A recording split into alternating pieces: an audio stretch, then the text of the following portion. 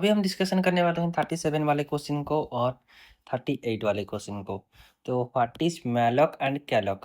Malloc एक function होता है और कैलॉक एक फंक्शन होता है डायनामिक मेमोरी एलोकेशन के लिए। तो इन दोनों को शॉर्ट नोट के हिसाब से आप सिर्फ डेफिनेशन ही लिखना अगर पूछे तो। इसका अगर एग्जाम्पल पूछे तो एग्जाम्पल लिखना और इसके एक सिंटैक्स पूछे तो सिंटैक्स लिखना। तो मैं सिर्फ बता रहा हूँ कि ये दोनों भी हो सकते हैं आपको अच्छे वाले क्वेश्चन, ठीक है। तो मैलॉक का मीन्स क्या है? allocates memory dynamically without initializing it। मतलब कुछ इनिशियलाइज करना आपको नहीं पड़ेगा, डायरेक्टली डायनामिकली मेमोरी इनिशियलाइज हो जाएगा जब आप मैलॉक फंक्शन को यूज करोगे, ठीक है। और डायनामिकली मतलब रैंडमली ऐसे इनिशियलाइज हो जाएगा। विदाउट इनिशियलाइज मतलब कि इनिशियलाइज पहले से नहीं करना पड़ेगा। जैसे हम इनिशियलाइज कर देते हैं पहले कि a = 5, a = 5, ये इंट एक इनिशियलाइजेशन हो जाता है। मैलॉक में ऐसा इनिशियलाइज कुछ भी चीज़ नहीं करना पड़ेगा, लोकेशन वगैरह डायरेक्ट आप मैलॉक यूज करोगे और चीज़ों को यूज करोगे, ठीक है।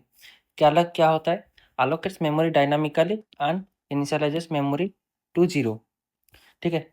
मेमोरी को 0 मीन्स इनिशियलाइज किया जाता है, मतलब कुछ बनाओगे आप जो मेमोरी लोकेशन उस पे क्या होगा, 0 होके रहेगा पूरे के पूरे मेमोरी पे, ठीक है।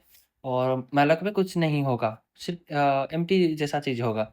तो ये दोनों हो गया मैलॉक एंड कैलॉक। डेफिनेशन सिर्फ मैंने लिखा है, अगर आपको पूरा पूछे कि हाँ 3 मार्क के हिसाब से पूछे, एक मैलॉक सिर्फ पूछे 3 मार्क तो मैलॉक के बारे में आप लिखना, सिंटैक्स लिखना उसका और एग्जाम्पल लिखना। और कैलॉक के बारे में ऐसा पूछे तो लिखना और difference between malloc and calloc इस टाइप से लिखना।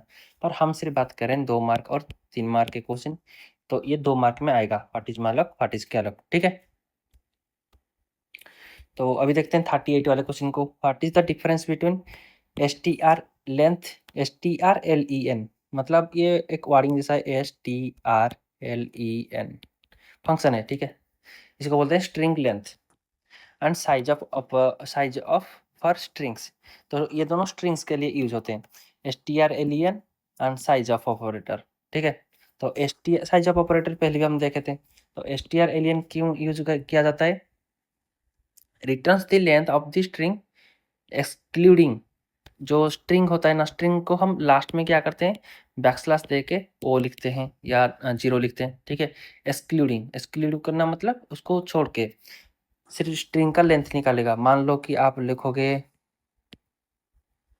सुनील, ठीक है। तो इस पे कितना है 1 2 3 4 5, तो इसका साइज क्या है, या 5 है, ठीक है।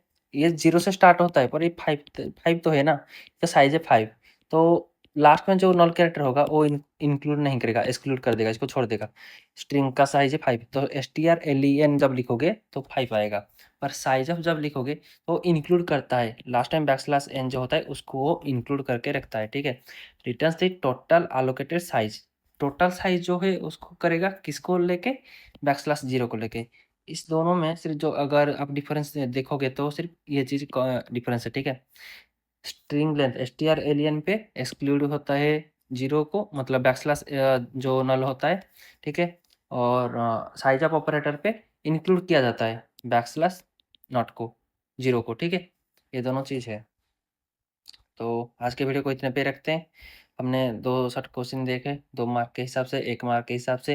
अगर चाहो तो आप इसको एक्सपांड करके लिख सकते हो कुछ एग्जाम्पल देके, और उसी एग्जाम्पल को वर्डिंग के हिसाब से समझा के लिख सको तो 3 मार्क का आंसर बन जाएगा, ठीक है। तो मिलता हूँ नेक्स्ट वीडियो पे। Thank you.